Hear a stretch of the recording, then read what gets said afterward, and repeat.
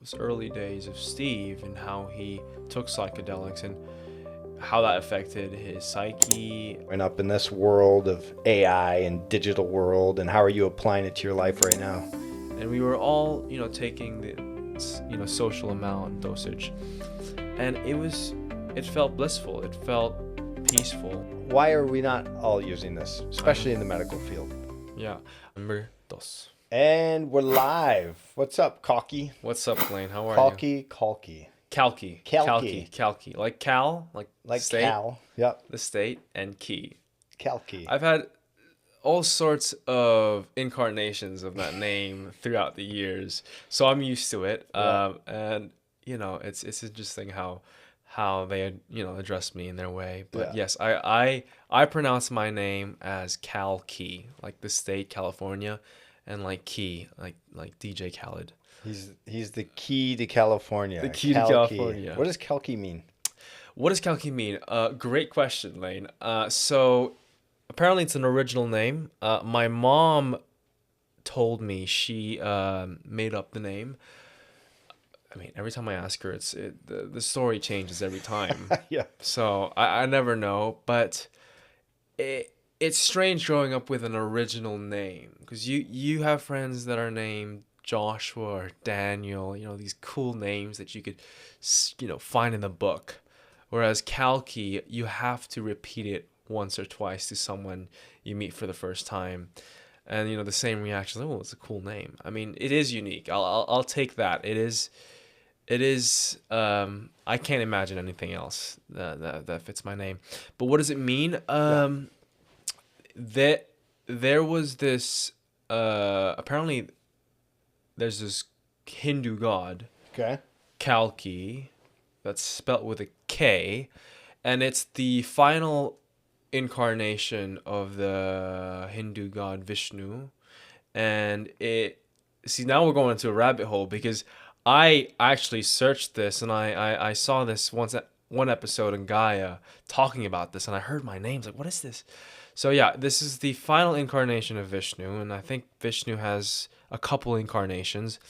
And this final incarnation named Kalki comes in a white horse, and his job is basically to, it's Judgment Day, to slay the evil and separate the good from the bad, and bring purity into this world.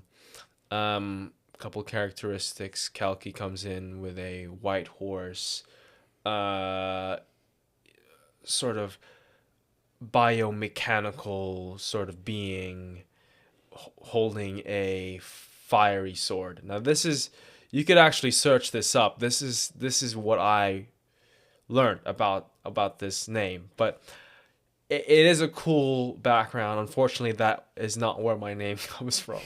My name came from my mom playing with alphabetical magnets on the refrigerator to make up a name. I love it. That's how my name was came up with. But yeah. But I love the meaning behind it. Yeah. You riding on the white horse, slaying dragons, separating good and evil. I know. It's all written for me, I guess. It's all written for you. There you go. The path is before you now. Yep. So, Yep. Anyway, it's been great to know you over the last few years here. Like I said before, is every time I sit down with you, I learn something new. Yeah. It's fascinating. Because I always think back to myself when I'm talking to you. I'm like, what was I doing at 21? And I was not doing what you're doing. What were you doing, Wayne? What was I doing at 21? I was just graduating. I think I was graduating college with 21, 22. I think that's about the age.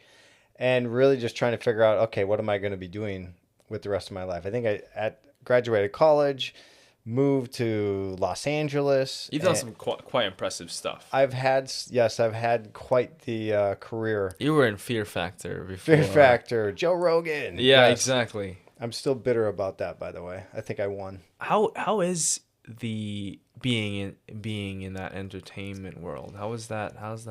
It was fun. I used it to my advantage to go travel, go. I mean, it was my ticket to get out of Minnesota. That's where I was living at the time. Right.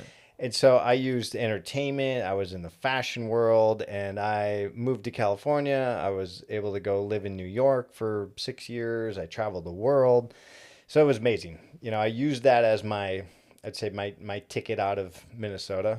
I always wanted to travel. I always wanted to go see new things, meet new people, which is actually the impetus to the show. What's Your Medicine? I started traveling and getting to meet all these new Right. people and finding out their medicines. Mostly it was, during this time after the entertainment kind of had its great success. It was a lot of fun, and then I really went inward. Yeah. As far as discovering natural medicines, plant medicines, and I continued my travels. But then instead of maybe going on photo shoots, this was going to do ayahuasca ceremonies or doing combo medicine or meeting all Yeah. these different healers from ancient, wisdom medicine to new Yeah. technologies. So the entertainment industry was sort of a gateway to a larger mission. Yeah. And talking about the early days of the entertainment industry with you, I saw a clip of you in Fear Factor. We could probably clip this in and remind me again. You were eating Reindeer balls. yes, reindeer testicles. Oh my God. Yes. This was a Christmas episode. I don't know what year it was, but it was. That was the Crazy. one thing I knew I was not going to have an issue with. I could eat anything. I knew Yeah. that they're not going to give you something that's going to hurt you or kill you, for the most part. And so I knew I was going to be able to crush that part of it. And we had to roll this dice, and it was one through 12. And so whatever you rolled in the dice, you had to eat that many reindeer ball plus 100-year-old fermented eggnog. Mm, And I lovely. rolled, yeah, I rolled 11, I think. So I had to eat 11, and I got the most, but I still, no problem. And that was the reindeer That was the testicles. reindeer testicles. Yeah, that was my first, Great. yeah, Not your great. average Minnesotan dish. Yes. Would you say, huh? Minnesota dish. Yeah, I definitely, some eyes were rolling on that one. Yeah. But yes, came in second. And this was the time Better where than third. not everybody got a trophy. There was Yeah. only one winner in that one. Yeah. And so what was weird is I thought I won, and it took them a good 2 minutes to give me my time. The final experience was like diving underwater. You had, because it was a Christmas special, you had to dive underwater, go through this maze, go to the bottom, grab a candy cane, make your way up through this maze. And this maze was like this plastic pool that had all these cutouts. Mm. And so you go up, you had to go around. Anyway, I thought I did it pretty quick. But the guy in front of me apparently did it a second faster. Wow. And I was like, That's a bummer. it was a bummer. Still bitter. No, I'm kidding. Yeah. I let it go. And how far was this? Was this a couple? This was, oh my God, this was 10 plus years ago, Mm. 12, 14 years ago, maybe. And I can't remember when. It was a long time ago. It was a long time ago. Yeah. And how was Rogan? He's awesome. Yeah. So back in the day, Did he still have hair? Was he he bald had then? like, he was balding. He had like a little bit on top. Yeah. But I remember him pulling up. I think he pulled up in a Maserati. And Classic. he came in and talked to us. We were just a bunch of goons sitting out on set. Yeah. And, he didn't really have to come hang out with us, but he came in the room and hung out with everybody, got to know us. And so just a solid dude. So yeah, someday when I'm on his podcast, I'll definitely bring up the Fear Factor Christmas episode and be He like, is a solid dude. What a Get- guy, huh? what a guy. Yeah. Yeah. That's where I get a lot. I mean, I listen to him quite frequently because he brings on so Same. many amazing experts, and it's long form podcasts. So, where, especially during COVID, where you got these little clips from major news networks, I was like, okay, yeah, but what are they really saying? Who are Right. these people really? And that was the first time I really understood long form podcasts. I thought it would never take off, Yeah. but that's probably and I'm not alone. There's so many people that do that really want to get to know people, because you can say great sound bites for, 10 or 15 minutes, but you get to know somebody after an hour of sitting down and chatting with them, what their viewpoints are, what their ideas are. And so that's where I really started getting into his podcast. Mm. I was obviously a big fan since Fear Factor, but then when his podcast started, I was an early adapter. Yeah, I'd like to think of him as some sort of antithesis to, these talk show hosts and these news outlets. Yeah. He's completely the opposite, where he'll talk about the same subject matter as these news outlets, but there's no, I guess, scripted analysis or sort of narrative that Rogan is pushing down your throat. Yeah, you just press play and go. Exactly. That's what it is. Yeah. And it's just like you just let it evolve. And I think we need that. Yeah. More than ever. Yeah. I think we need to have the culture of being able to sit down and converse and talk about the world that we live in right now without any biases, without any political agenda. And it's an art form. It's a way of passing down knowledge, and I think that's so critical in Absolutely. our the modern era. Hence why we're here. Exactly. I want to hear from the 21-year-olds what they're up to in this world, and going back to my 21 years of age, we didn't have I'm a baby. We had internet barely. Good Lord, what a different world. Yeah. It was. I'm glad I got to grow up before the digital age, but chatting with you and some of the other younger kids that I'm coming in, 21 to 24, it's such a fun age. But, we had a chance of talking about AI, which you introduced me to some of the new fun gadgets that are out there, including the ChatGPT. Yeah. Yeah. So how has that been now, having that in your life and growing up in this world of AI and digital world, and how are you applying it to your life right now? Yeah, I mean, you are looking at a product of the digital world. I grew up in the digital world. You didn't. So, all I can say before I get into AI is that there was really just a group of intelligent people over in the Silicon Valley. Yeah. And they made the future in a lab or some sort of garage to the future, to the world that we live in today. And so I got into really taking an understanding of computers and machine learning and the digital world relatively recent.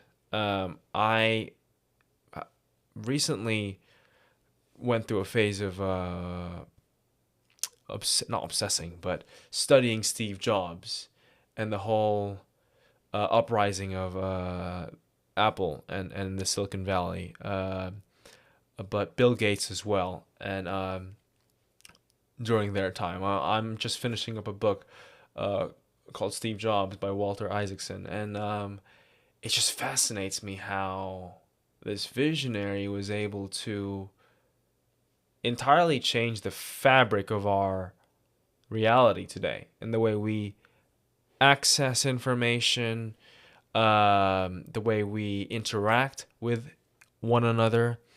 There's the goods and the bads with it, but there's no doubt that he placed a dent in the universe. His business partner Scully used to say. And so I got fascinated about computers because you have essentially what a computer is a computer that, sorry, I'm using the same word into the description, but it's a machine that takes sort of procedures and calculates them. We're reaching to a point where we'll be able to compute several more problems instead of one by one, and this is called quantum computing. Mm-hmm. Quantum computing is the computing we have now, but on steroids, right? So it doesn't use bits, but it uses qubits, and we're tapping into, in order to upgrade the computers that we have now, we have to tap into the potentiality of looking into new material, because when computers were first made, they took entire rooms or buildings to generate numbers and to calculate numbers and procedures. It took a lot of energy. Throughout time, it became smaller and more efficient. Um, Now it's that big. and now it's this big. Yeah. Thanks to Jobs, obviously. Um, we're reaching a new Steve Jobs moment where we'll be able to, well, artificial intelligence is really the preview of it, but quantum computing, because the problem that we have now with artificial intelligence is that it's running, but through older models of computers. It takes a lot of energy to compute artificial intelligence, this algorithm. So in order to upgrade the software, we have to ditch these old computers and create a body for this quantum computing algorithm. And it takes a lot of RAM, memory, bandwidth, and all that. But how do we create a processing GPU that won't take an entire room, but that could be as small as the size of your fingernail?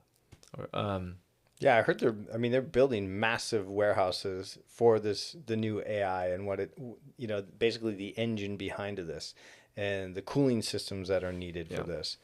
I feel like when you're saying like the early computers, my uncle used to work at IBM, like early day IBMs, and that's what he mentioned. It would be a building like the size of this. that's the godfather of computers. It was 30 by 40 building, and they had to walk in through rows, and the memory that it took, and the big cooling fans that it had.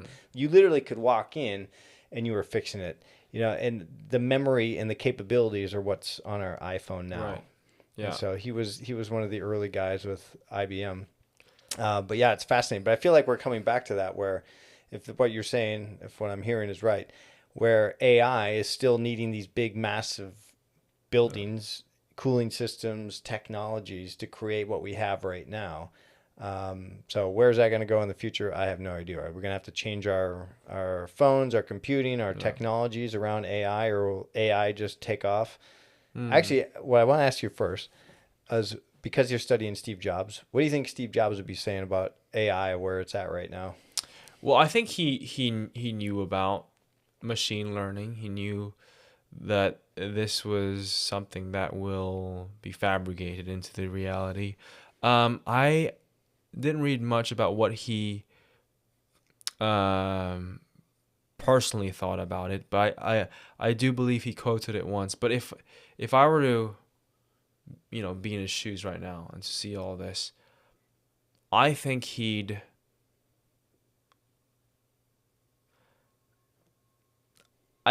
be in shock at first. I think he won't like it at first. I think he created Apple to be sort of a tool that didn't really interfere, our entire lives. It was the original iPhone, right? I'll tell you this, which I definitely know about. It wasn't supposed to occupy both our hands. The iPhone was only supposed to occupy one of our hands, so it was supposed to be small enough so that our thumb could reach all corners of the iPhone. Yeah, which are the early ones, the early iPhones. Exactly. Metaphorically speaking, that technology wasn't supposed to have us occupy all our senses, but just a hand, like a tool. It was supposed to be in and out of our pockets, and it was supposed to be a guide into our reality. It was an accessory. Whereas we're reaching to a point where this machine learning is definitely more accurate, and it's got the answers in a split second. We're not gonna rely on anything else, so I think he'll be so old school that he won't really take it lightly. Yeah, I think maybe you and I talked about this before. Is like the process of getting there. Yeah. You learn so much about hands-on experience and learning, and now it's, hey, ChatGPT, Yeah. um, how do I blah blah blah? How do I get this? And the answer is just immediate. So, Yep. we talked about this earlier, but are we getting dumber as a society? You know, especially in college. If this tool is that accessible and that easy, are we getting dumber as a society, or more efficient? So yes, we're more efficient. We can get things done quicker, but there's certain shortcuts that we're not even having to learn because the computer or AI does it for us. Right. Yeah, Right. it's a scary thing. It's great, because I feel like I would have never been able to set this up.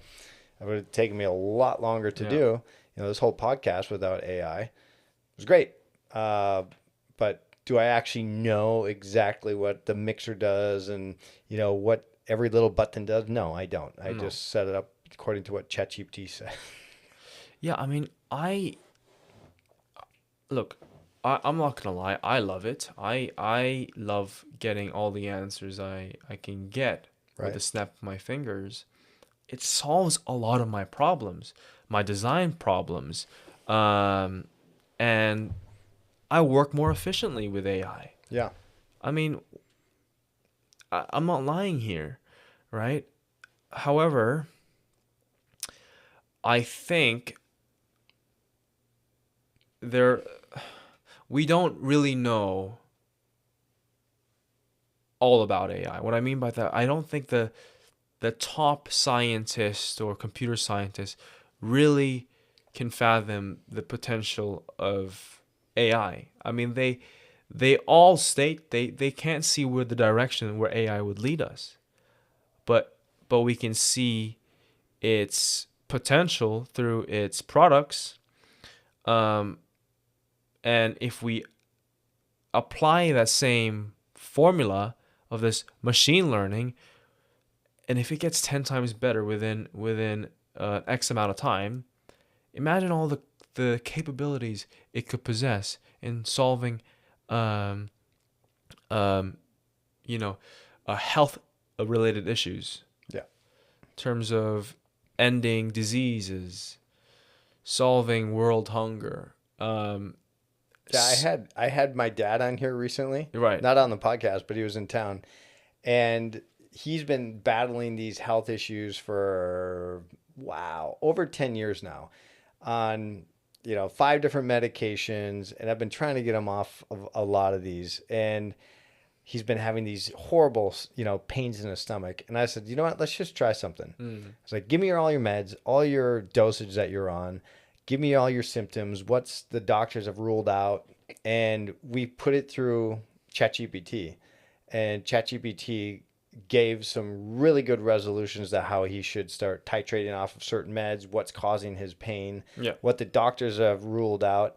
And it was fascinating. It was Mm. something intuitively that I felt like there was one medication specifically that I was on was causing him pain.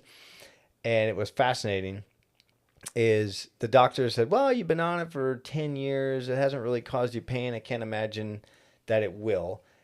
And ChatGPT said, actually, no, the fact that you've been taking it 10 plus years is slowly deteriorating the lining Right. of your stomach. Right. And that's probably what's causing the pain. Mm-hmm. And so I guess we'll find out in the next 3 months if this works. But yes, I was like, why are we not all using this, I know. especially in the medical field? Yeah.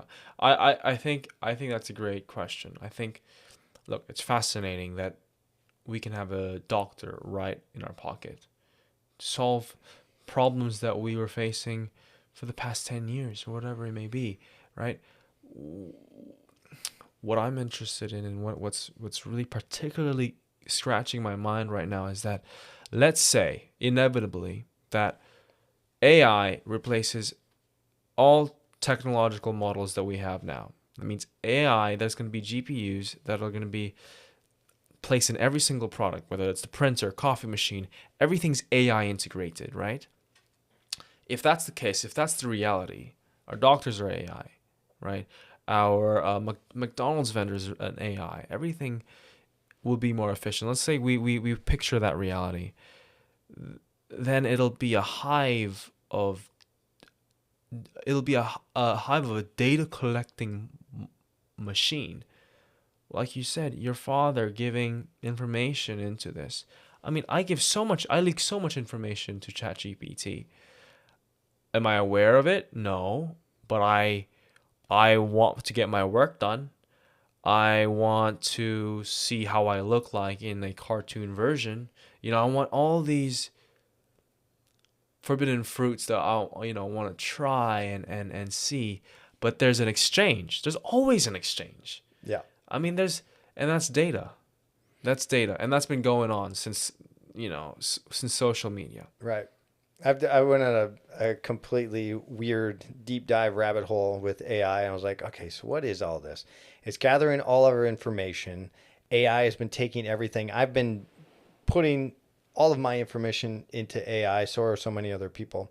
So is this really, start thinking about God, all of the information that exists in the ethos. So what are we doing with all this? Are we putting all of this information so that we can someday, go populate a new planet and have all that information somewhere else? That is that a wild. theory? Yeah. That crazy theory you just came up with? That's a insane theory. Almost like getting a swab and kind of wiping the earth and putting it in a petri dish. That's it. Using AI. Yep. Sending that missile into another planet. Here we go. Let's go. Sucking all the nutrients from this earth. Yep. Take all the resources. Get a rocket only for the top trillionaires, billionaires in the world. That's it. Now they're going to need plumbers too. We're going to need plumbers, some electricians out there. You're going to have like the top 1% and then the bottom feeders. And we're all going to work together in a crazy AI ethos on Mars. Let's go, Elon. I mean, everything. Can you write up the business plan for that one? Me? Yeah. Yeah, exactly. I don't have time. Can you imagine? Yeah. It's data that's concerning me. It's just this algorithm is a beast. It is a beast. Yeah. It'll suck in every single information it can get. It's an optimization, which I am focusing on right now, is optimization found within AI, but also within nature. And that's what I'm focusing on in my design aspect. But yes, AI is an algorithm that focuses on optimization. It will reach the best version amongst all the computated possibilities. Yeah. It'll computate every single possibility that there is and choose the best one. Yeah. The concern is, what does it think is the best one? Obviously, numerical value, whatever, but they'll reach a point where it's necessarily, just because it's the best doesn't mean it's better for humanity. In the end, it should be better for humanity in the world. Yeah. What if AI is like, humans are pests? Yeah, humans are pests. How do we get rid of humans? Yeah. Yeah. That would be scary. I mean, look, and I think like anything, it's a tool. You can use a hammer to build a house. You can use a hammer to destroy something. Mm-hmm. So AI can be used that same way. Yeah. You get some goons that are, 16, 17 years old that are like, found out a new hack to shut off power, to do nefarious things. Yeah. It can be used in that same way. So, I think as long as there's enough of us that are using it for the right way, and I think if we put some safeguards in there, mm-hmm.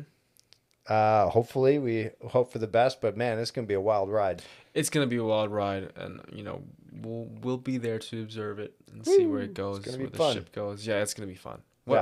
What's interesting times we're living in. It is. Honestly. Yeah. Honestly. Yeah, back to Steve Jobs too. Yeah. Who was a huge I don't know him personally. Obviously I didn't know him personally, but I did know that he was keen on psychedelics. Oh yeah, he was a charismatic hippie. Yeah, over, the Western Hemisphere of America, West Coast, taking LSD. He had long hair, scruffy. He was definitely into that stuff. Yeah. and this was before Apple days, you I would know. love to see if there was a problem on Apple that he solved on acid. You know, Could you at imagine? what point was he bending reality to go see this solution and be like, Yeah. it all came to me in an LSD experience. Int- well, apparently, um, a lot of these tech gurus out in Silicon Valley, they definitely delve into psychedelics Oh yeah. a lot. Um, I mean, that was the renaissance for the microdose movement, microdosing of mushrooms, right, microdosing of LSD, right. because these coders during the early 2000s, they were trying to figure out a way. I need to stay present, you know, because when they're coding 6 to 8 hours, you Yeah, just need to be in it, yeah. and you can't, you know, be distracted by, you know, phone calls or, you know, your taxes. And so it Mm, was a way to zone in. And that's where like microdosing of yeah. LSD and psilocybin have that ability to shut off that part of the brain called the I mean, default yeah, mode network and allows you to just be present. yeah. So yeah, thank you Silicon Valley for your interest in Exactly. psychedelics. Yeah. I mean, it'll definitely be an interesting insight to see those early days of Steve and how he took psychedelics and how that affected his psyche, what it contributed to his focus and clarity into creating Apple products. Uh, I I think it definitely did shape the way he thought. I mean, I wouldn't say he took psychedelics and got the complete vision of Apple and he was channeling something or downloading something.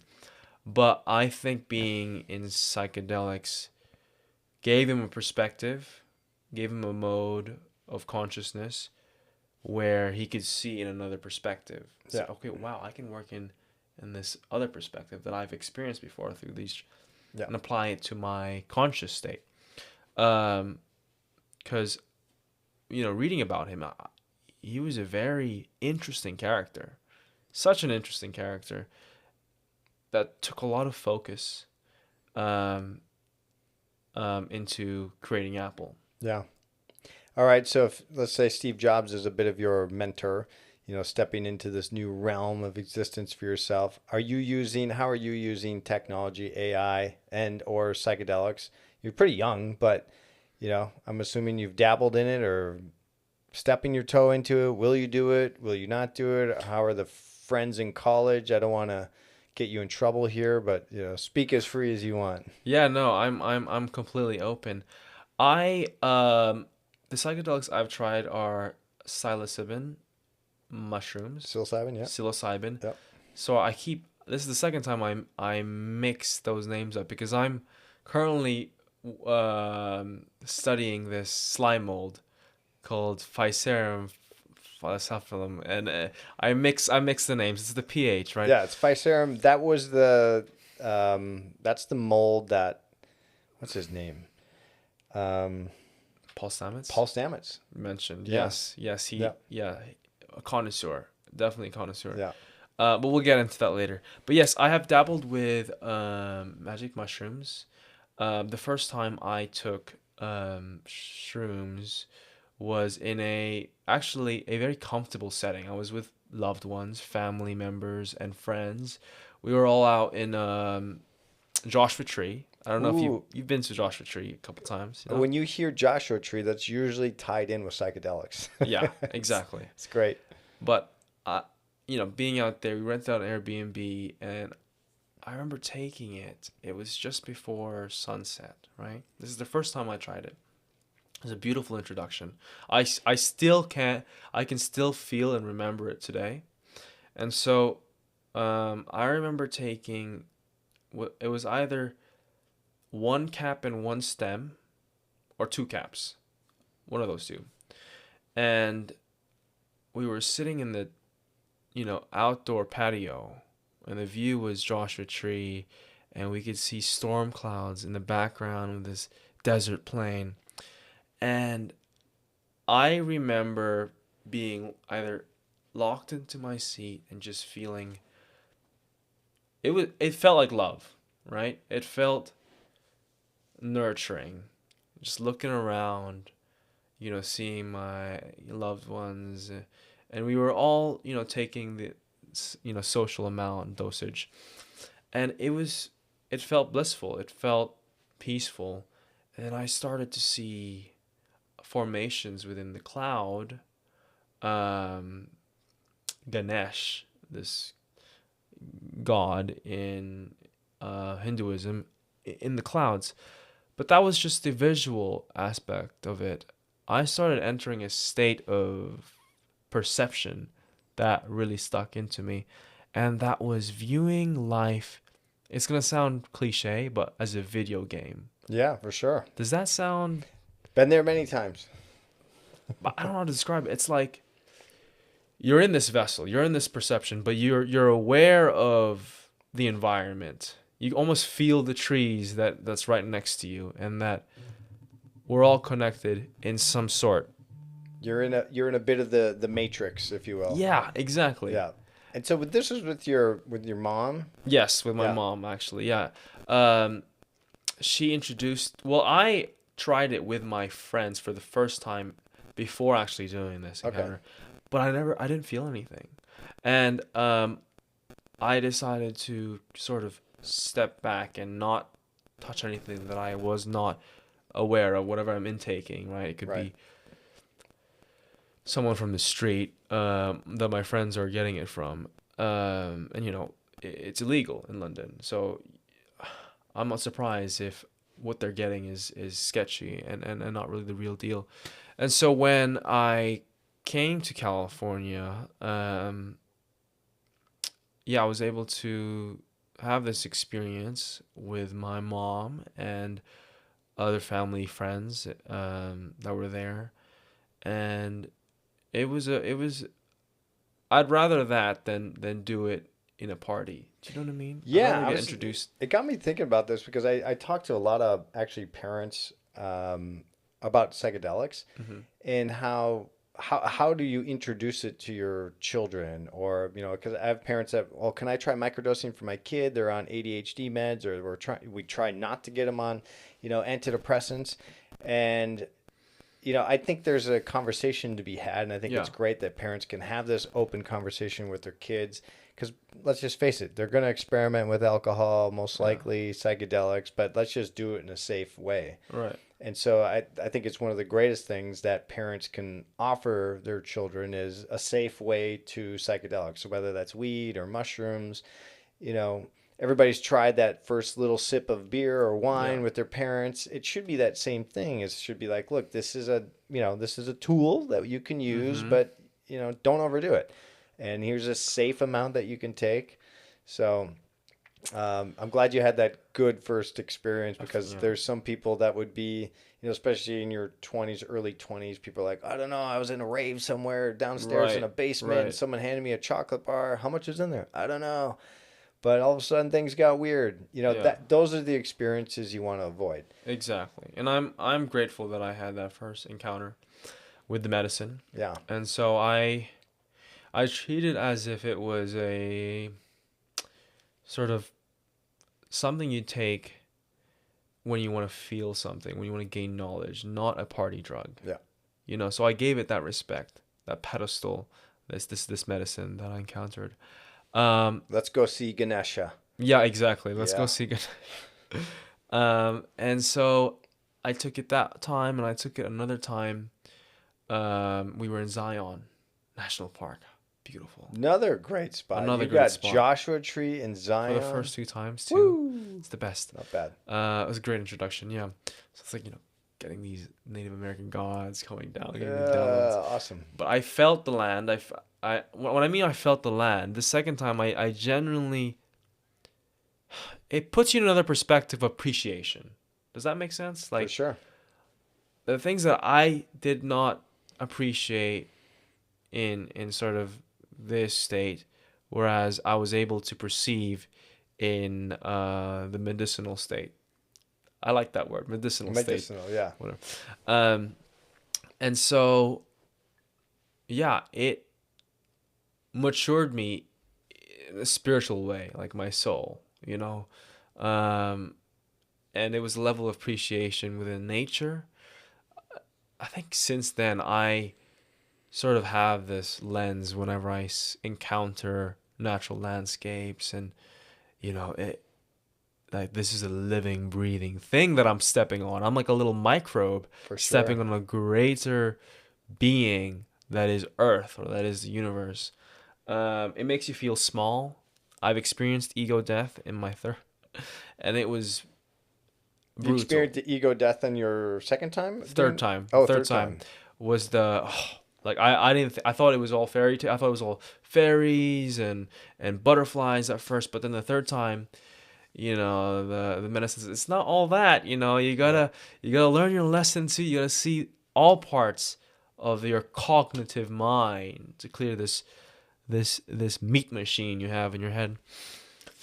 And so this third time, I took it with alone. Actually, I was brave enough to take it alone, and I sat there, um, and all sorts of feelings were bubbling up, and it was,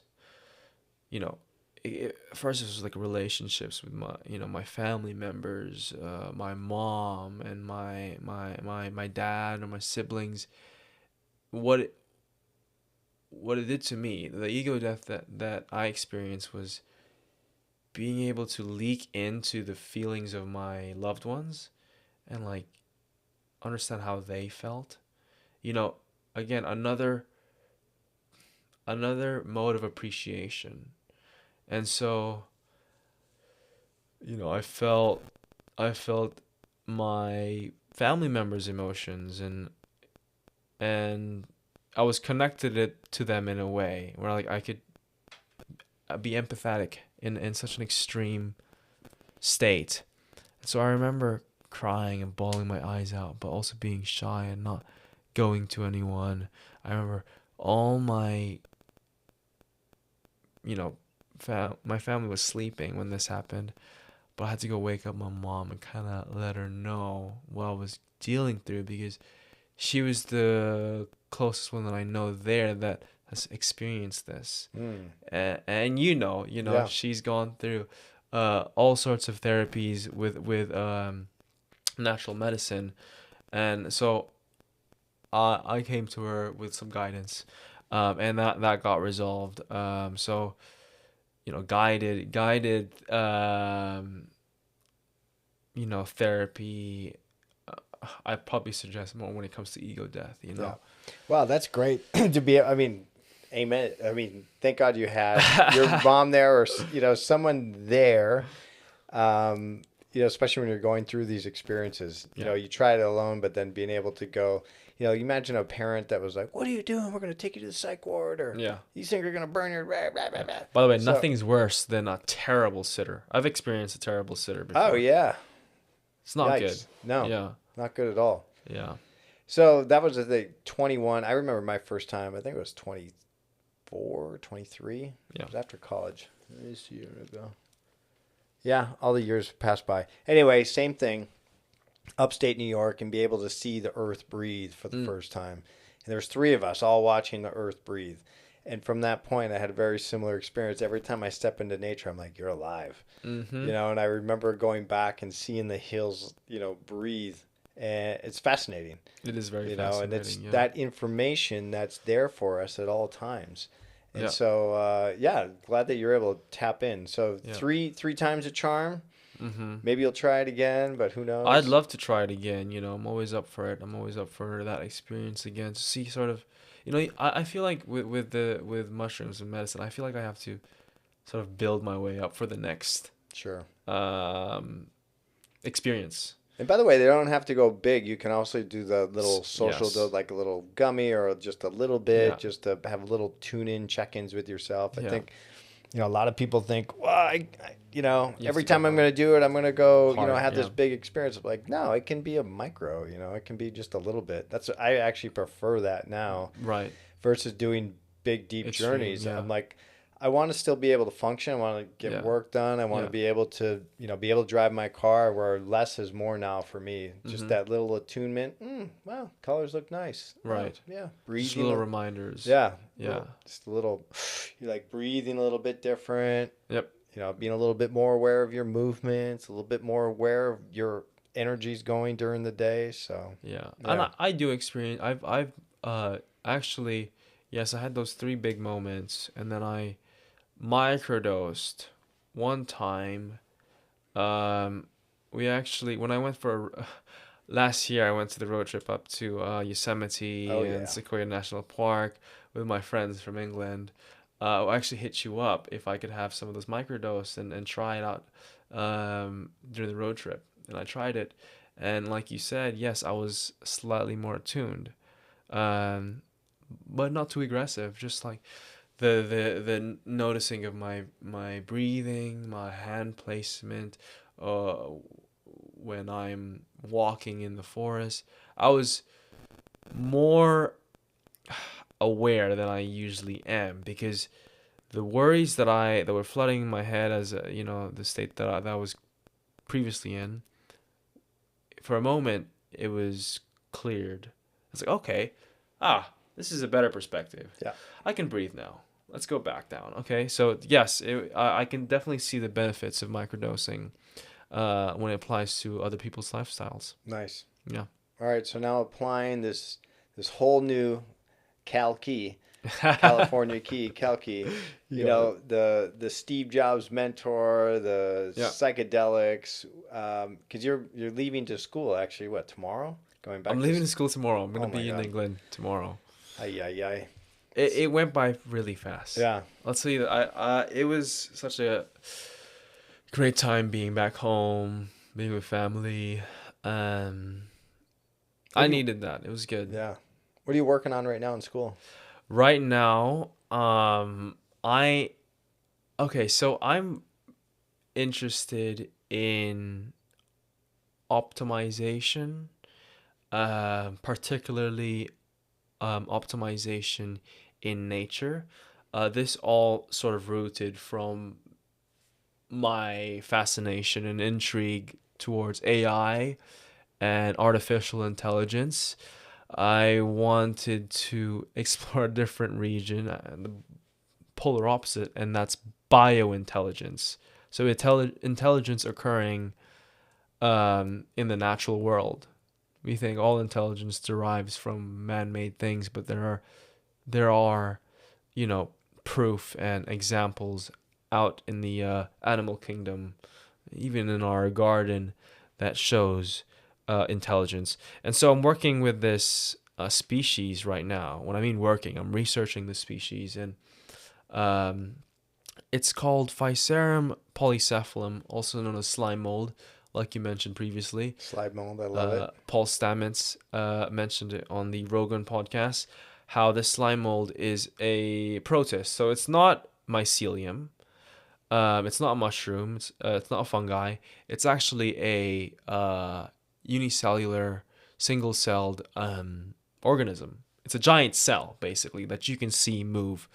Um, and this slime mold forages. It feeds on oats. It moves in a way that's very slow, but over time you can time lapse it and see its vibrations and the way it moves. And it's a basic formula, very basic formula. Forage, where it spreads out, feed, so it makes contact with its food, and then it retracts, where it retracts all the other possible endings and focus primarily on the route or the path that leads to the food source, almost like ChatGPT. You provide it a statement or a prompt, it'll generate all sorts of pathways and then retract those pathways and optimize the one that is more optimal. And so they applied this sort of behavior that the slime mold has and replicated the Tokyo trainway station. Yeah, I remember seeing that. You remember seeing that? That's ridiculous. Tell the audience about it though. They basically placed oats in all Tokyo, all the major cities. And the Phycerium, they placed the Phycerium in this map created from the Petri dish. And so it sprouted. It did its original thing where it forages and then it connects pathways.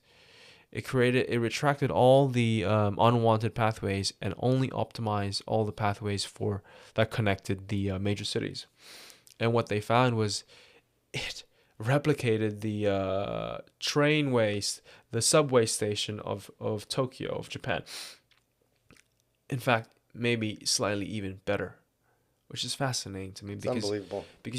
you question intelligence at that point. Like it's a brainless organism that does not have eyes but can seek, that doesn't have a nose but can smell, that doesn't have a brain but can feel its way, its environment. And so, mind you, this is almost a billion-year-old organism. Wow. So before neurons were even formulated within our animal kingdom, this being was walking, well, sprawling, sliming its way. its way around Earth. This is a primal intelligence lane, and I can see how it can connect to mycelium, because mycelium is also an optimal organism. Yeah, it's but an intelligence. It's an intelligence, but what's fascinating about it is that you could store information with mycelium. It has the same compatible receptors, has the same material components that are compatible with our receptors, which is fascinating. That's another biointelligent connections with What's Your Medicine. Yeah. But yeah, that's the slime mold, and that's what I'm studying right now. Optimization within nature.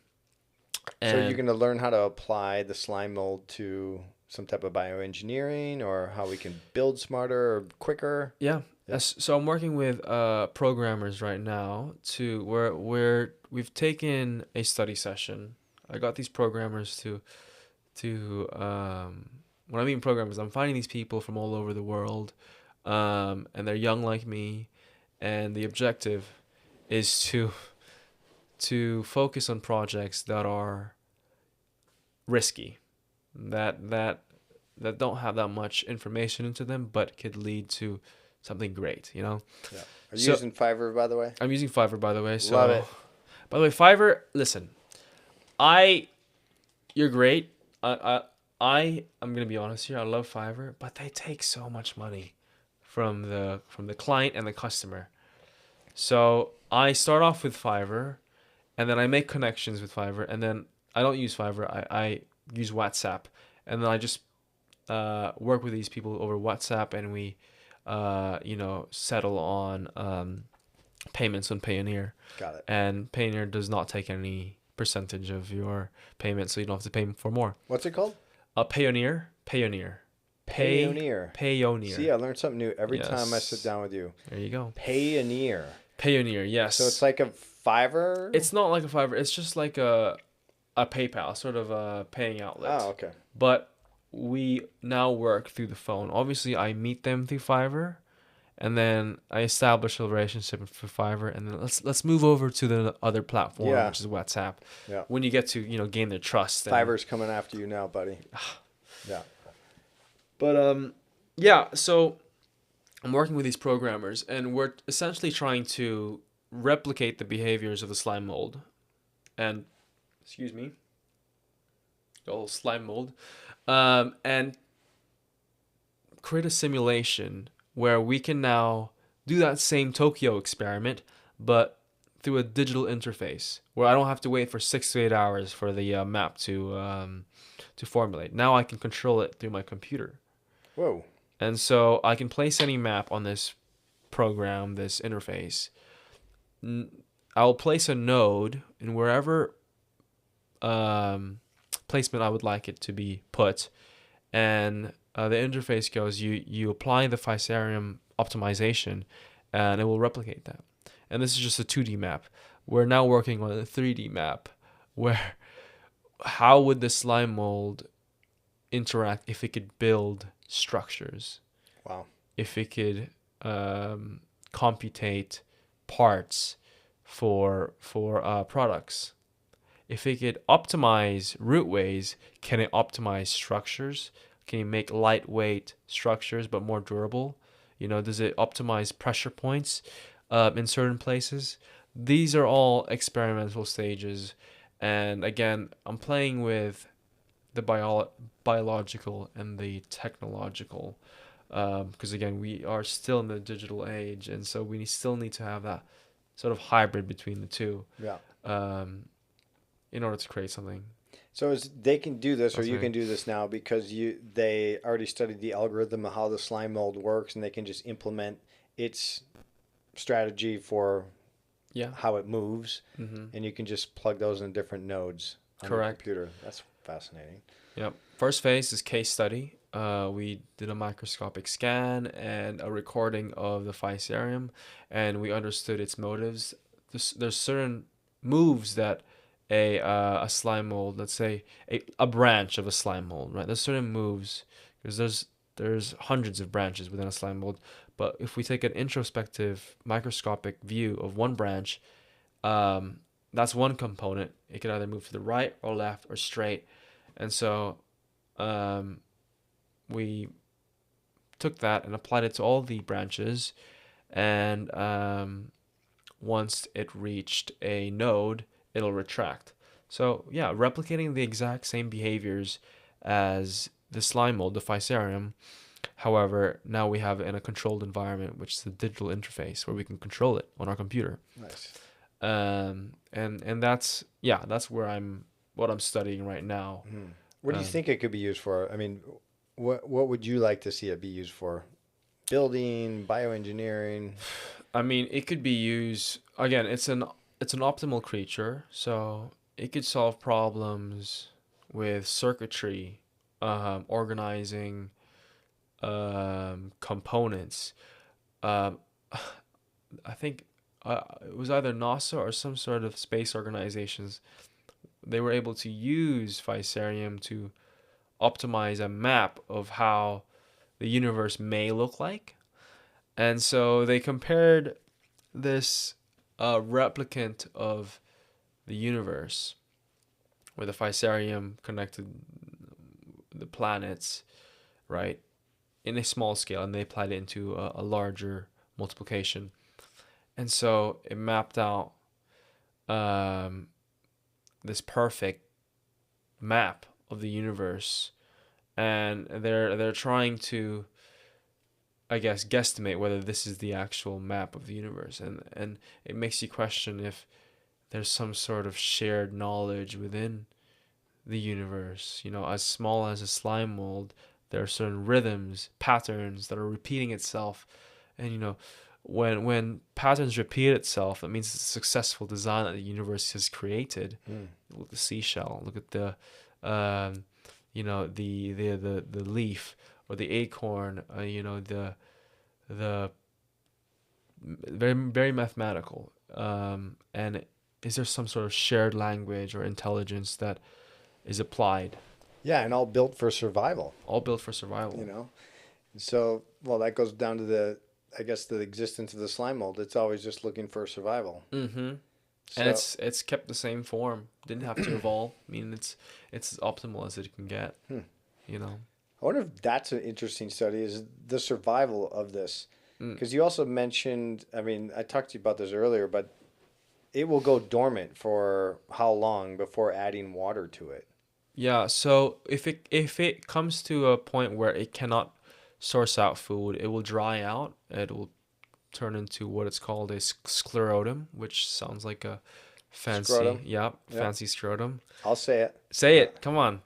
And so it'll stay at this dormant stage for 2 to 3 years, until, let's say, it rains in the natural environment, or you add droplets of water. It rehydrates itself like a gremlin, or multiplies itself. Bright light, bright light. Yeah, exactly. And yeah, it resurrects and continues with its optimization That is wild. and foraging and hunting. Yeah. Yeah. Without a brain. Yeah. but it has this a sense. What is the intelligence? Do they have a name for it? They don't have a name for it, um, but they can they can take um, research from microscopic observations. When two slime molds interact, they merge. They sort of the pathways of their nutrients merge into one pathway, and they'd like to think that the slime mold sort of like a bag of water gushes and extracts and retracts itself, and that's how it moves. But when it comes to intelligence, where is it storing its memory? Where is it, learning this habituation behaviors?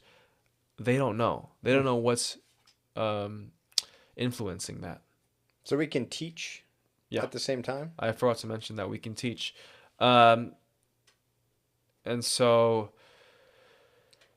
the slime mold is an organism. It likes and dislikes certain things. It dislikes salt. It's not harmful, but it's disgusting to them, Right. let's say. And so there was research when it comes to this where, the drive for this species is to feed on oats. But if you create a obstacle, let's say a salt obstacle, it'll avoid getting the oat. But over time, it has to eat. So it trains itself to like the salt pathway when it's naturally not supposed to. And so it completely forgets that the salt is there. It trains its brain, rewires its brain, whatever brain it has, rewires its knowledge to like the salt path. Now, this is just learning. It can teach as well.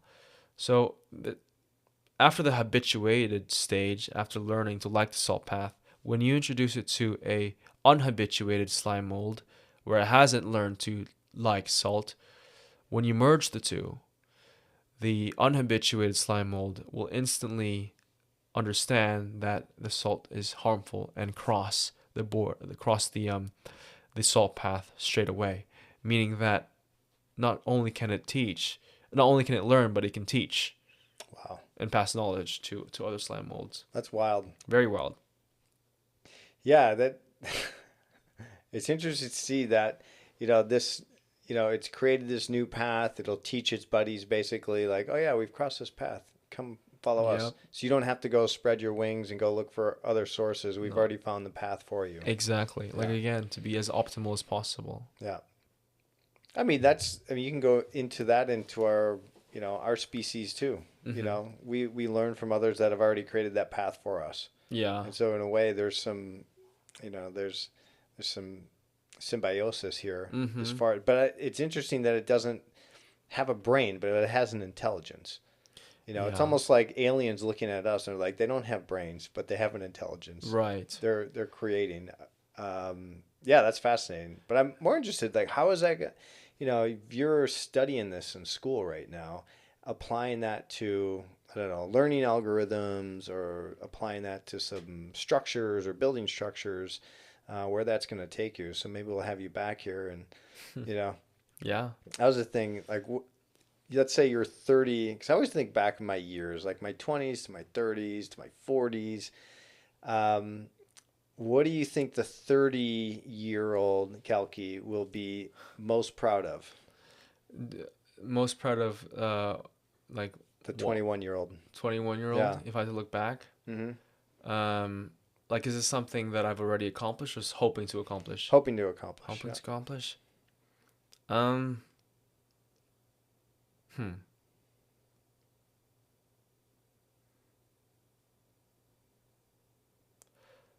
I would say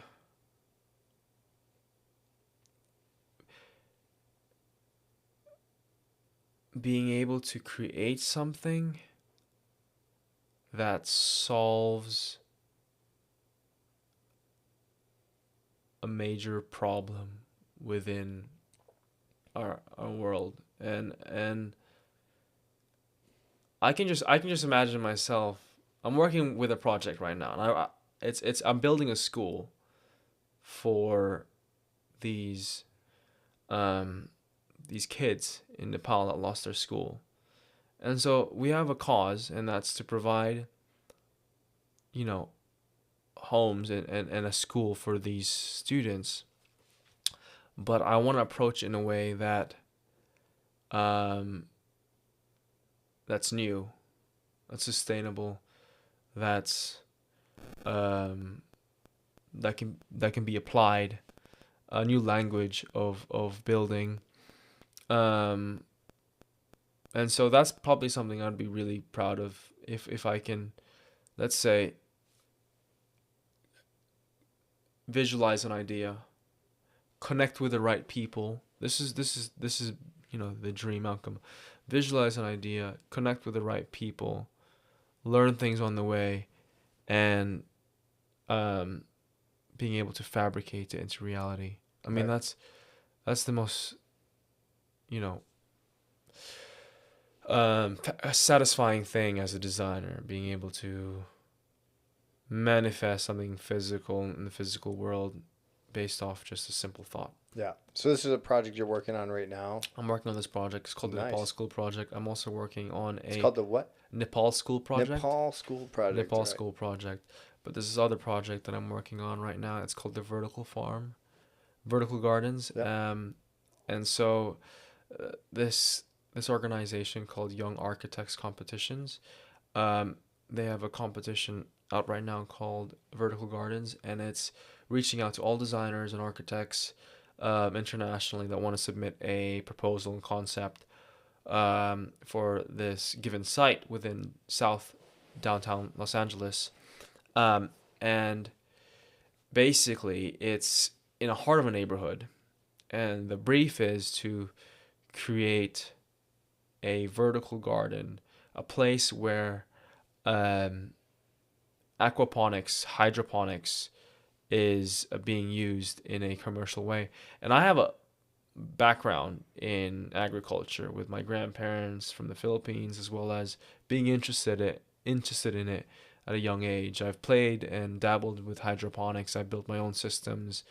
I've also taught traditional farmers in the Philippines about it. So I'm in love with it. So I was like, I'm gonna take this project, and so I'm working with these, you know, young, ambitious kids again that I found on Fiverr, as well as I reached out to, and they're based all over the world. Some of them are actually in Pakistan right now, particularly for this project. And I was able to reach out to them where I can get them excited about a project and that they don't have to think about the money, right? Yes, they got paid, but I made sure to work with people that they instilled in their mind that this is something greater that we're working for. We're building schools, possibly building schools for young kids, right? It's not about the Fiverr payment. So that's what makes a project, I believe, the success rate to rise is you have someone that's young, Yeah. that's ambitious, that wants something greater than just than whatever whatever the simple payment is, right? So this vertical garden is supposed to be a symbol of getting back up again, being regenerative after the California fires. It's supposed to symbolize hope for the community, and that we can rely on our own input and our own control in a way. And so working with these guys, we've established a language in which everything must be independent, circular independency. So the section for a cultivation, we have a building that we're working on of cultivation, and we were thinking the things that need to go into this are water, air filtration, and lighting. So we've developed a system in which the water that's being used for the plants is also being used as air cooling. There's this ancient technique they use in this regional area of Pakistan and India, where they would make terracotta, place these terracotta tubes in a circular fashion and have water drip down to have this architectural cooling. And it's, no power energy being forced into it. It's just being included to the flow of the aquaponics. And so the idea is to use less energy and have this cycle of efficiency. So the same water being used for the aquaponics is being used for the cooling, and we're integrating solar energy into that, and we're expanding on all sorts of ideas to include circular activity. The next, we're including a farm to table sort of thing. Mm-hmm. So just not only do we have aquaponics and hydroponics, but we also have an exemplar sort of kitchen where you could eat the products directly, and my dream is to see this all over neighborhoods, not relying on groceries and sort of imports, but being able to grow and your own food in your neighborhood. I love it. So do you guys have a pilot program that you're wanting to start somewhere downtown right now? Is that all part of this? Yeah, right now we have until May 20th, so less than a month, to submit our first proposal, our A1 board. The architecture crew is now working on the renders, the final renders, the writing, as well as the technical drafts. I had communication with them, all 24/7.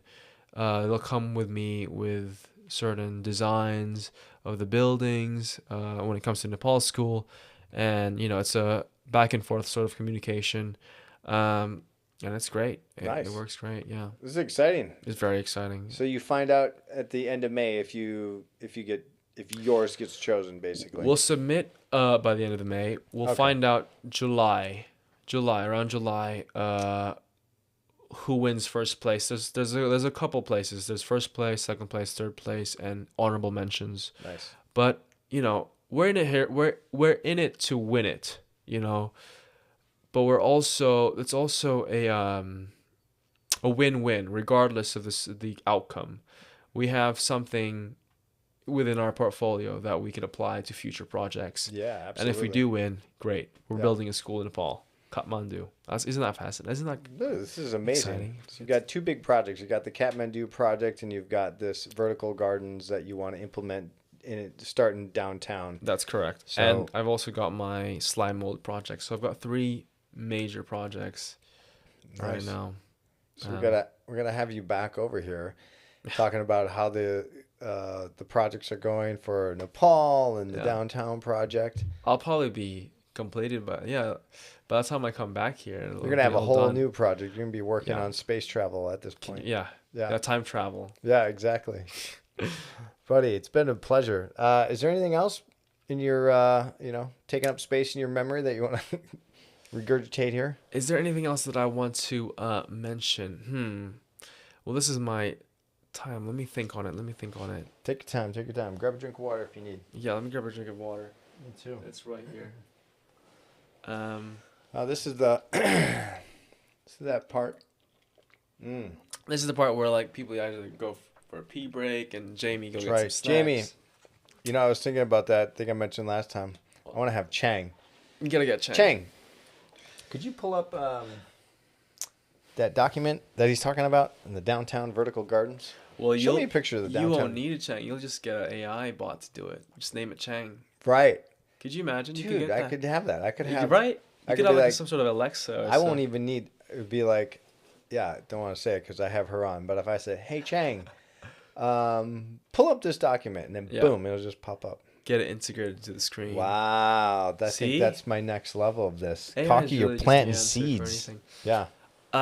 Do I have anything else to say? No, I think this is a great conversation that I had with you today. I think we're both excited to see what this the era that we're living in. We've got some Mm-hmm. really cool characters and cool. I mean, interesting characters, extreme characters, and um, the world of AI, and everything else is really exciting Yeah. to be a part of, and and we're all in it for. I think I'm out. I'm out of things to say. Yeah. I'm excited to see running where out. it goes. Yeah. Yeah. Yeah, what else we want to talk about? School. I'm excited for your school. What do you got? About a year left? I've got 2 years left. I've 2 got years. 2 years of school in London. Yeah. Um, that's gonna fly by. You know, that was the thing is like, I'm thinking my 2 years of college, yeah, that's a blur. I was not doing what you were doing in college. Right. Yeah. No, I mean, it's probably different back then. You know, now we've got social media. Yeah, thank God there was no social media back then. I think I would have got myself in a lot of It was trouble. probably more fun because you need to find other outlets to do Yeah. than just social media. Right. I mean, there's still other things to do, but the world got a little bit more complicated. But Right. don't you think so? I mean, I do. I mean, I think, you know, you the got more cancel comparison. culture around that. You know, you got to really watch what you're saying all the time. You know, think of all the conversations that you're like. I think back to like having all the conversations I was having with all my guy friends, and we would just talk so much shit. And if someone had a camera on at that time, you know, and that's what we're finding now. People, you know, like some post that they made when they were in high school, you know, ends up biting them in the ass. You know, when they're applying for a new job. That's the thing about social media, right? When social media came out, subcultures were created. I love certain subcultures. I mean, I love the idea when Instagram first came out, and I was able to connect with my friends from like school after school. That was the Right. most. You remember that when I don't know, maybe you and my mom had what's that social media before Facebook? Facebook, they had MySpace. Whatever Yeah. that. But mine was really Instagram, right? Being able to connect with my friends after school, like their posts. It was like, oh, we're all in this, you know, this sort of new thing. And then you've got other crappy subcultures of cancel culture and this whole, oh, let me post these crises on my Instagram to look like I care. Right. Uh, there's also okay, I'm gonna mention this, but you know we're in this. But there's I've got a lot of friends that are very politically extreme, Yeah. and they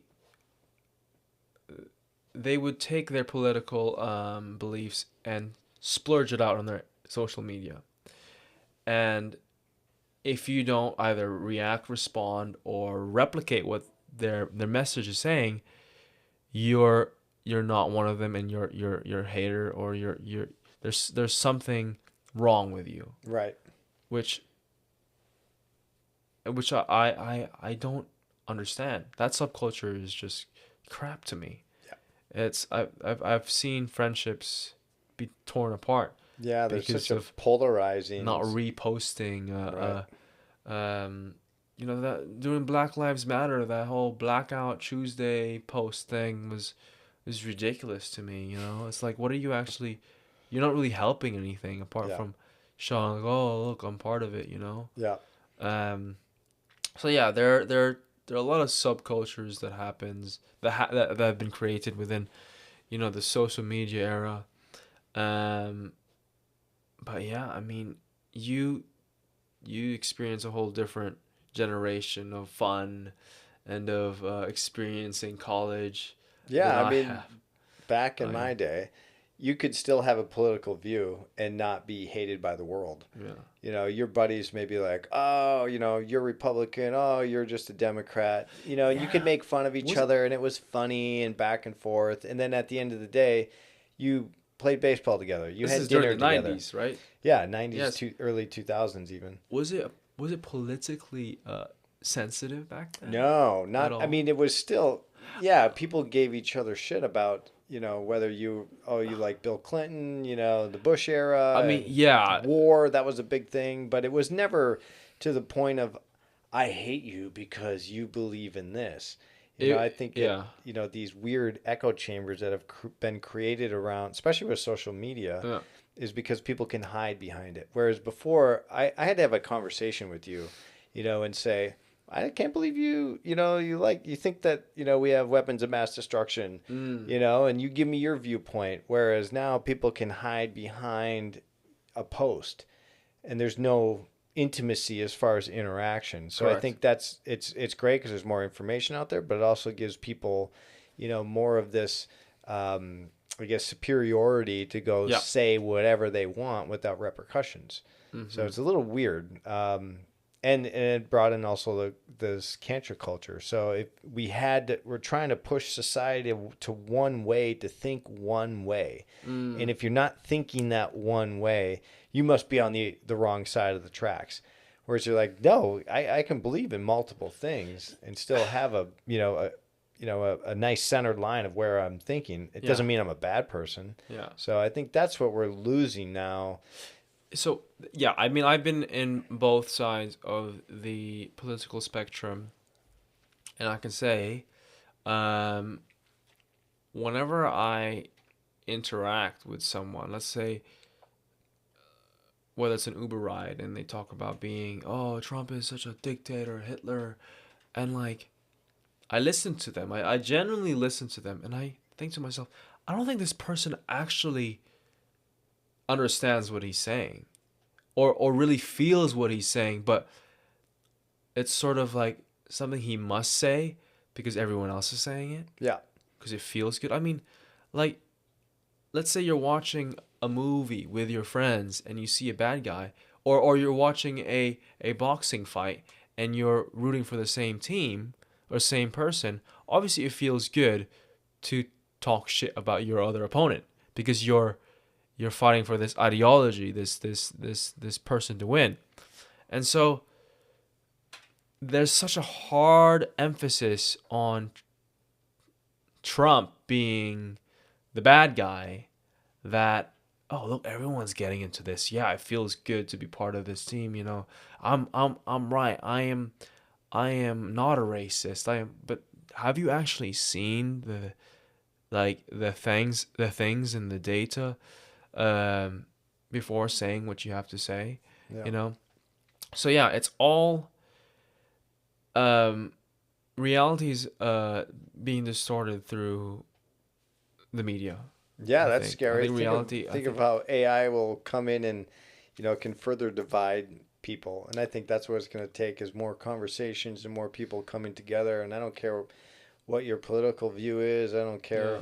Yeah. We're all people at this. At the end of the day, we all Yeah. breathe the same air, and we're in this together. Yeah. So By the way, the it's Pope died. God rest his soul. yeah, Did you see that? I did. I heard Yeah. about that.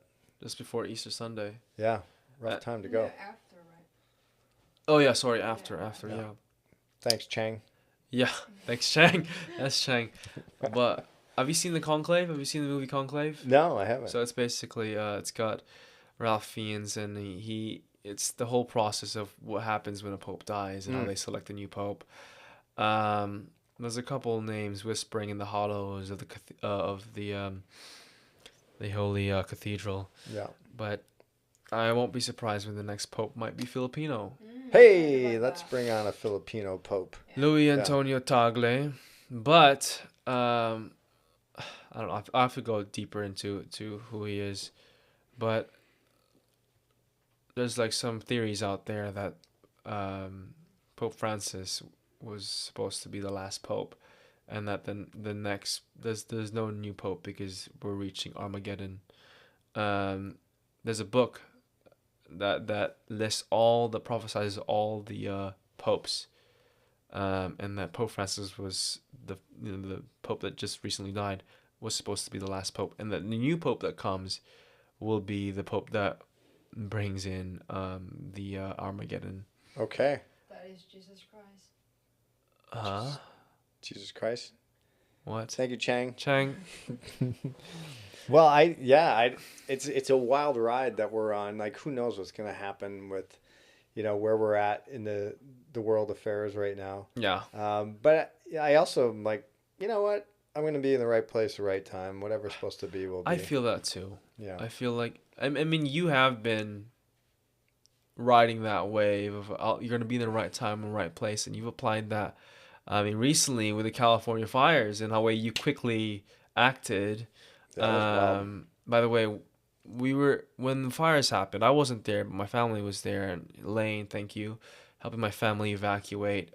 Reached down to was it Palm Palm Springs? Springs, yeah. Yeah, Palm Springs. Stayed out there, and then the second you dropped us off, you're like, I can't. There's something. I don't know. You told me you felt something, and you had to go back out there. You went back out there, and you were. I'm gonna try and get this right, but you were the bridge between the firefighters and the Starlinks, and you basically connected these two groups together, and they gave you a position. Yeah. And you were there. You were just grinding. How was it? Talk about a simulation. Yeah. I felt like I was in a video game. Yeah. Because I had this weird dream. I woke up. I was like, I need to be back. I got to get back there. Yep. And I drove all the way back. And there's a friend of mine that works with global disaster relief, and she has a direct contact with Starlink. Mm-hmm. And so the word went out, hey, do you think anybody needs Starlinks in your area that's affected by the fires? And I was like, well, yeah, I'm going to give mine to a community center. So this was day 2 or day 3 of the fire. I went in, and sure enough, the community center, the fire department, they were without communications, no internet, all the Wi-Fi gone. And so my first 2 Starlinks I set up were at the fire department in Topanga. Wow. And they were like, oh my God, we're back. It's weird because you don't think about it because we're so used to it. There's 5G rolling around everywhere. It's instant connectivity. But when it's gone, when the communications is gone, people are like freaking out. They're hopeless. I can't communicate with my family, my friends. I can't get through to the station. So I hooked those guys up, and being able to see the smiles on their face, they're like, wow, I was Santa Claus. Yeah. And they're like, can you get more? Yeah. I was like, yeah, I can get more. How many do you need? Yeah. And from that point forward, the next day, literally the LA Communications, the head of LA Communications for all fire departments, toured me to Pasadena, Altadena. Wow. We went into Malibu. And what an honor, huh? It was wild. And so I just started setting up Starlinks at all these fire stations that didn't have service.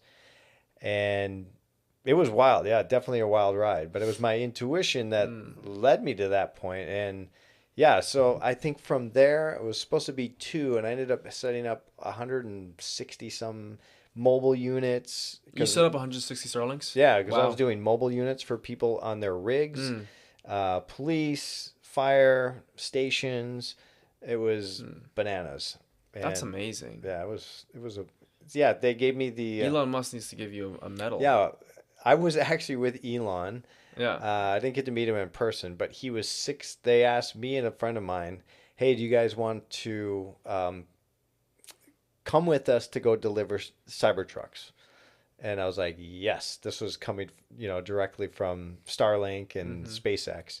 And so it was me and my buddy Stefan and, 32 other people that were driving these Cybertrucks to the headquarters. We went to Zuma Beach. How is the Cybertruck, by the way? Inside? It was amazing. It's like you're entering into a spaceship. Yeah. Big, long screen. I've seen them, but I've never... it was amazing. I don't really love the outside's a little funky to me, but that's what they want. They want to stand out a little bit. Right. But they're amazing. Super comfortable.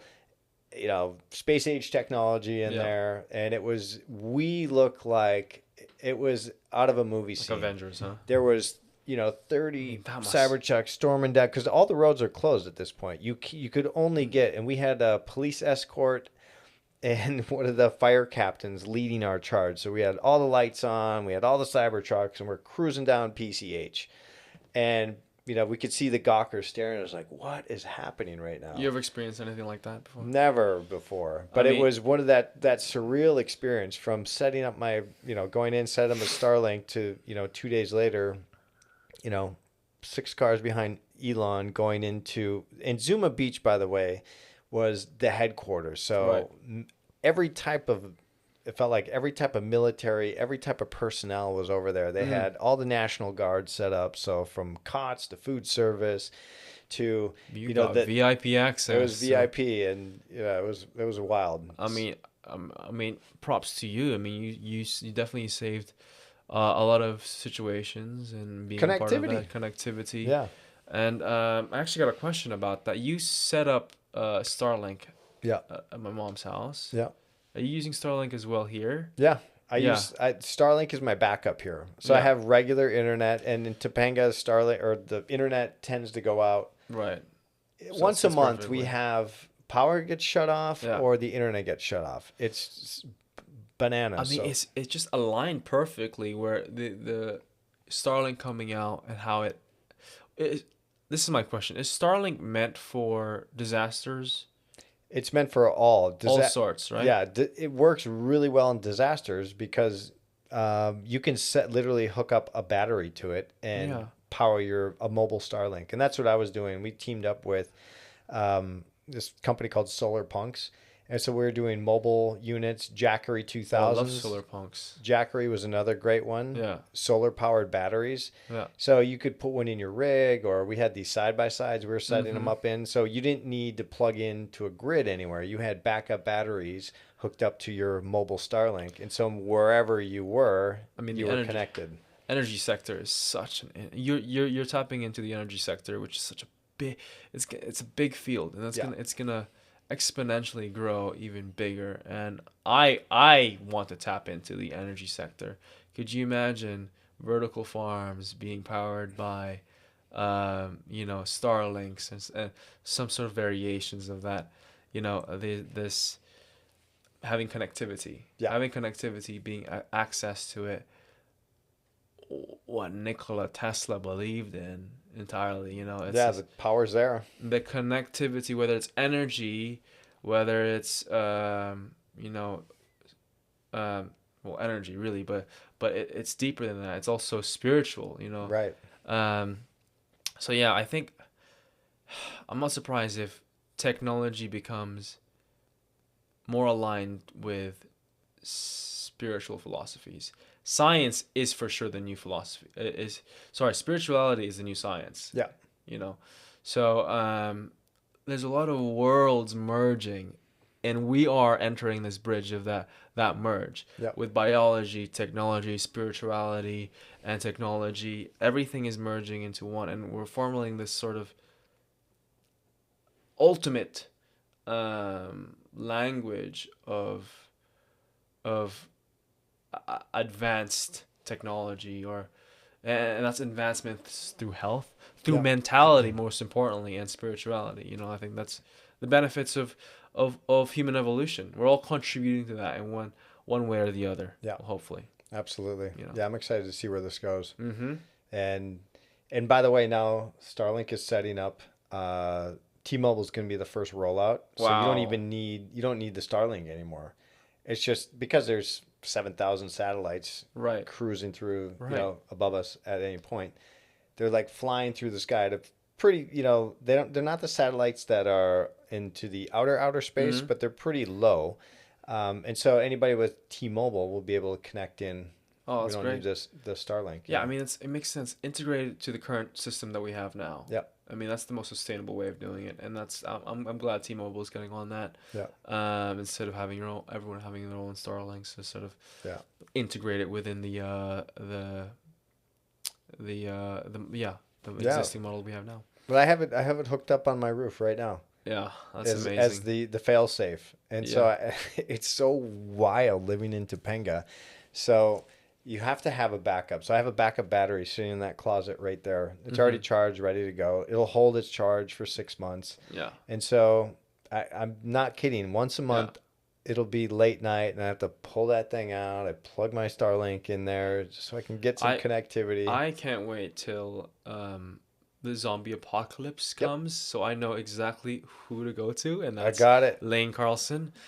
He's stocked up with everything, and come on, he's Years of food. alumni of the Fear Factor.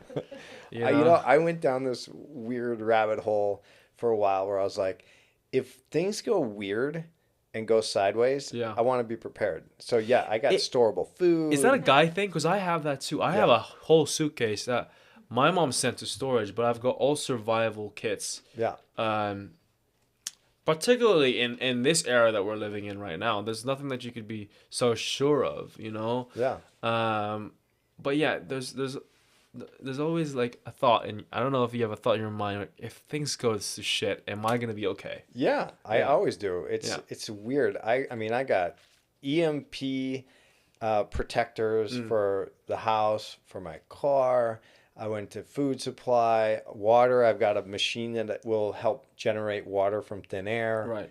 And I was like, complete Oh, rabbit wow. hole, but I was like, just in case. And that's why I bought Starlink for the first time. I mean, And by the way, when the power went out and I was like, I got it. yeah.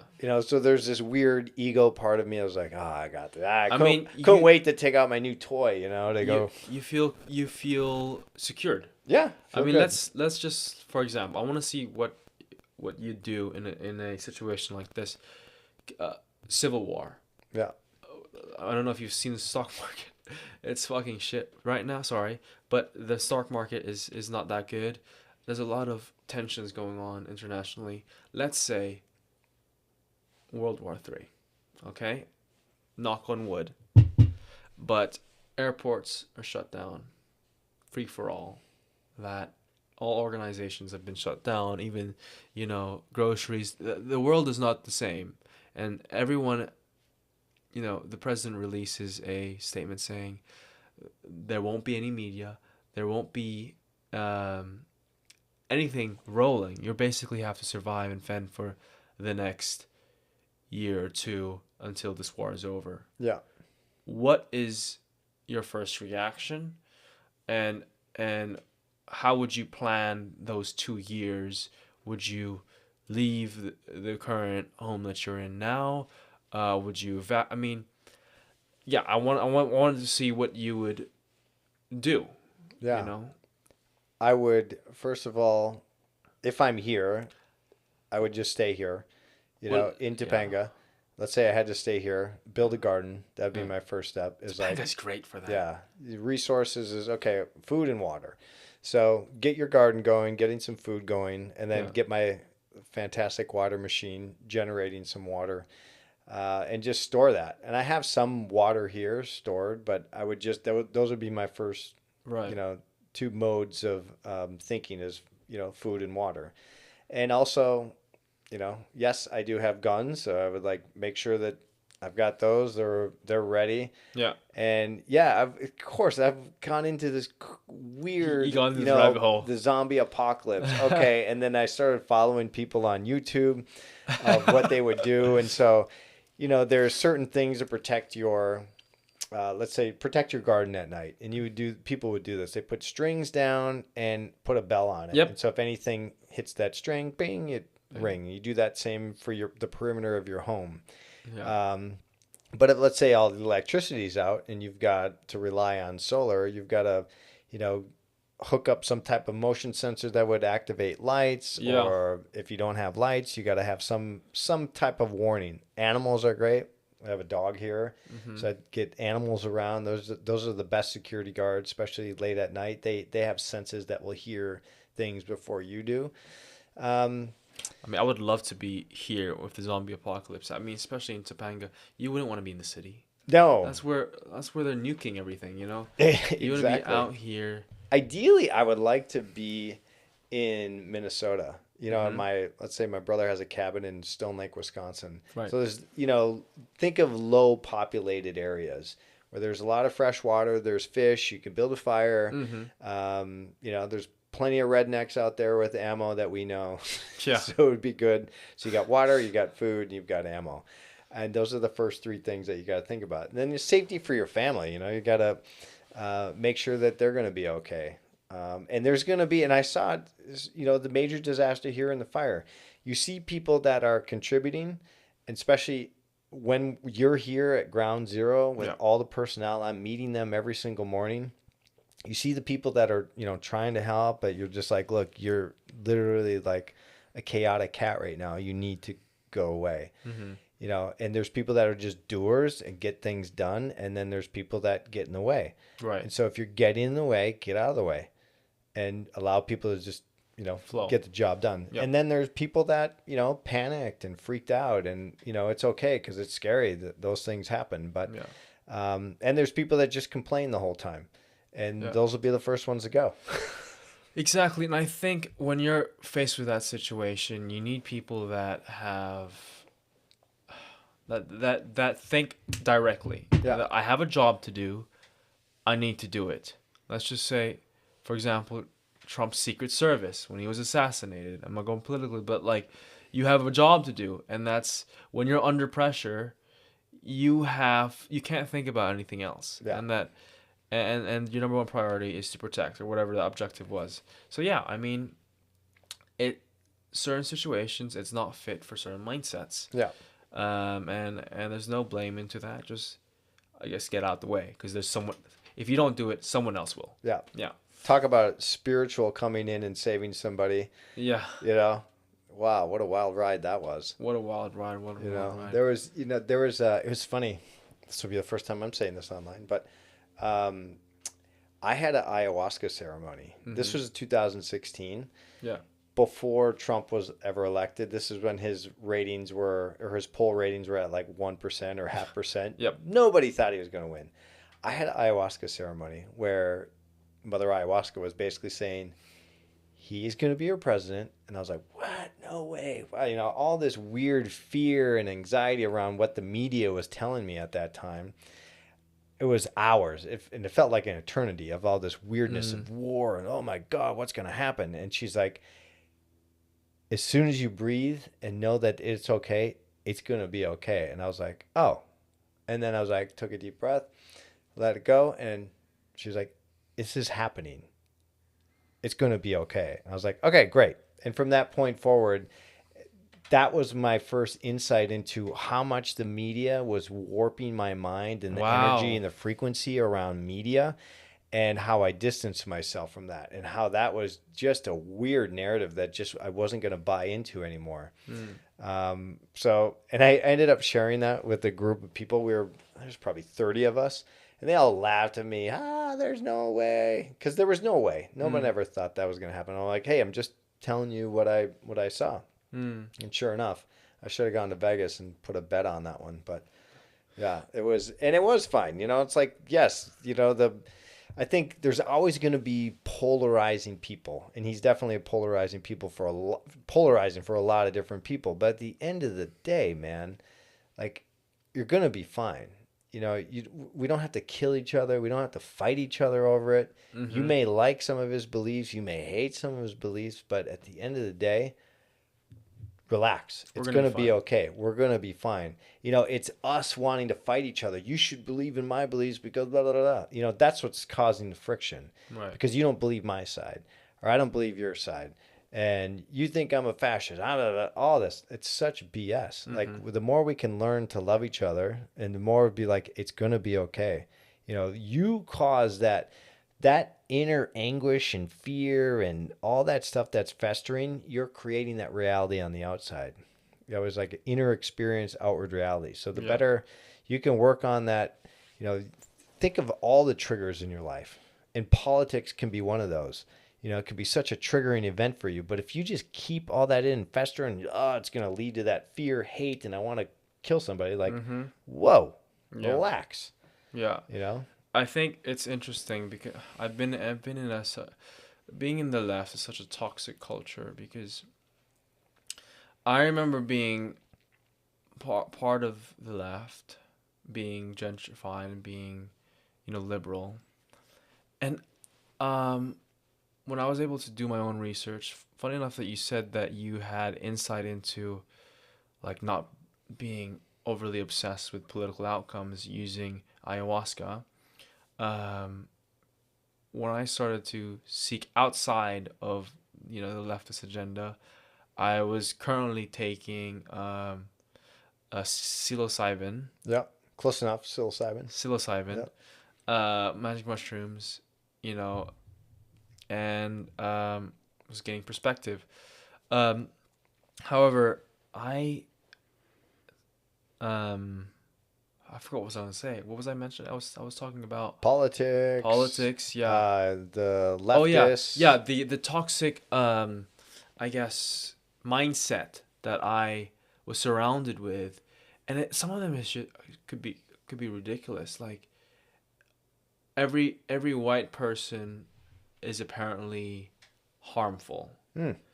Like I'm gonna get you, Kalki. yeah, Yeah. like there's I've got to like oh it's because he's white. Oh it's because she's white.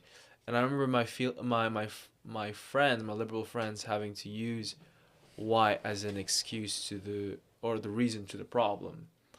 Um, I was, for example, I'd be stating, oh, I got into a fight with this guy in the groceries, in line, and they would automatically assume that oh he's probably white because he's being racist to you because you're obviously not white. I mean, it's just ridiculous to me. It's like no, but my dad's white. Yeah. Okay, so like what does that make me half? So what's interesting about the liberal is they've completely became the opposite of what they fought for. Yeah. They're obsessed with race. Right. They're obsessed with gender. I mean, who cares? Why are we basing everything off race and gender now? I Like, think it's a demise. I also think it's a distraction. oh Because yeah, the more you can 100%. get people to fight and argue, the more you can push a different narrative. They're like, the more people are arguing online and wanting to hate each other, those that be whatever power structure is like, yeah, they get so excited about that. It reminds me of there's this picture I saw where um this person had a speech bubble and says, "Oh, I am different. I'm like no one else." And around him are the same exact silhouettes of and the same speech bubble saying, "I am different. I am like no one else." So it's like the irony there where you're not that different. You're like a sheep. You're Yeah. not thinking out of the box. You're actually just feeding in with whatever the media has to give you or that current standards and the cultures has given you. And it's sad because it dilutes character. Yeah. Like Martin Luther King once said, I'm not going to base you off your race, gender, or whatever identity it is, but by your merit. I am going to hire the best person if I'm an employer for my company, not because you're black or gay, but Yeah. because you've studied and you've put in effort.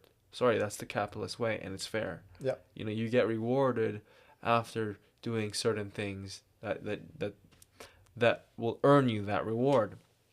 And so yeah, it's sad because this push of this political narrative also dilutes the quality of smart, motivated, inspiring people in our youth today. Yeah. And I see that in my college.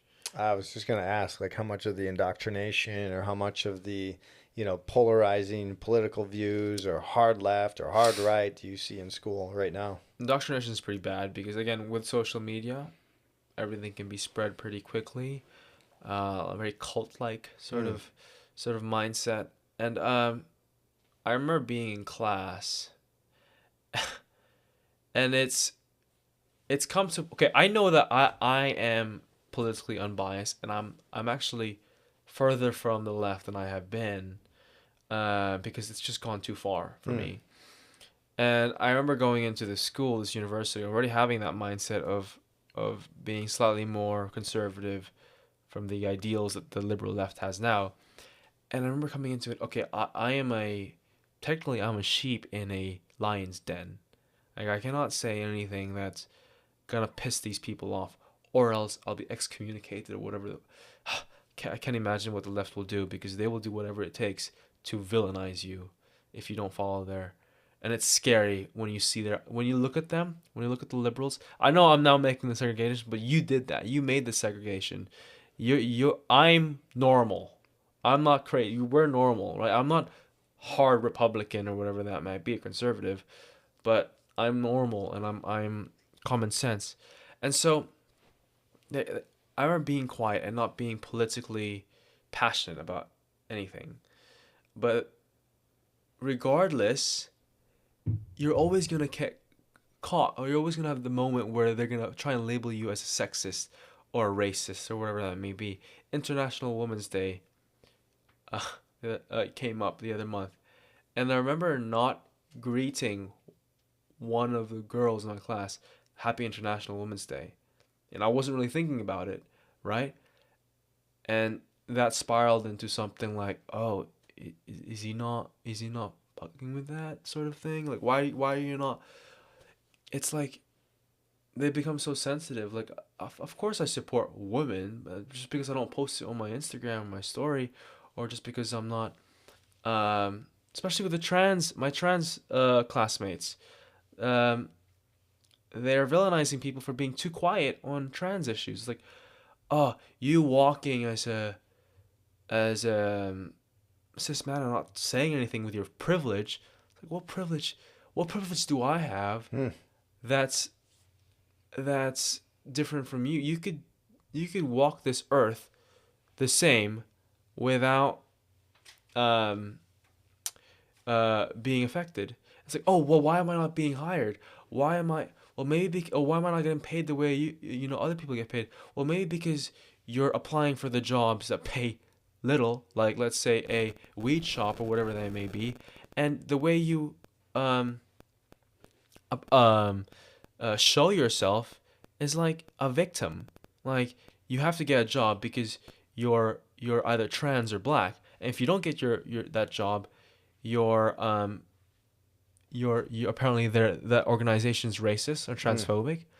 And there's another incident where I had a friend that said, "Oh, I can't get hired because of they won't let my hair, you know, do my hair in a certain way. That's racist." It's like, hold on, you're applying for an organization, and this organization has rules, and if you don't follow the rules, you get fired. That sounds pretty fair to me. Yeah. Like, if they have a certain look that you have to follow, whether your hair has to be a certain way, follow the rules. Yeah. I mean, that's the reason why, the business is running. So what I see is entitlement, that with this race baiting, this gender baiting, this is turned into entitlement. And I've stumbled across these students in my class that are so entitled with this. They've got nothing else that is inspiring to them. They're not inspired about AI. They're not inspired about quantum mechanics, the things that will actually affect our future.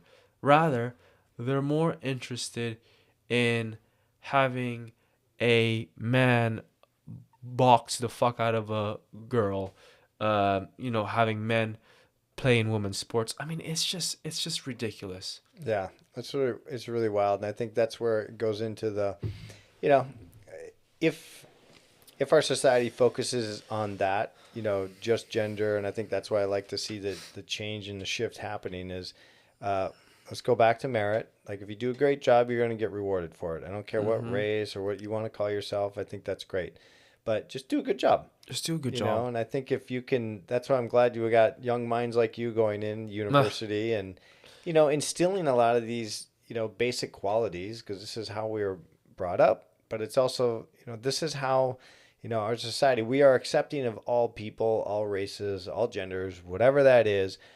But just do a good job and you're going to get hired. just do a good. I mean, it's fundamental, isn't it? I treat you the way I'll treat you the way I want to be treated. Yeah. I will work a certain amount of blah blah blah, and I will gain this amount. But then there's also instances where, yes, there are monetary fortunes that other people have that you may not have, and you may think, oh yeah, that's a head start. You know, this person was born into money, and yes, they definitely have a head start. But that doesn't mean that the race that, let's say, the free world, the Western world that's laid out for you is not stopping you from reaching to that point. Because I bet you down the line, that kid, his, let's say, his parents had to face the same way you did, but went that same path. And they went through the same system. And they were able to reach that point of monetary success, Yeah. right? They were able to do it because of the same system that you are in right now.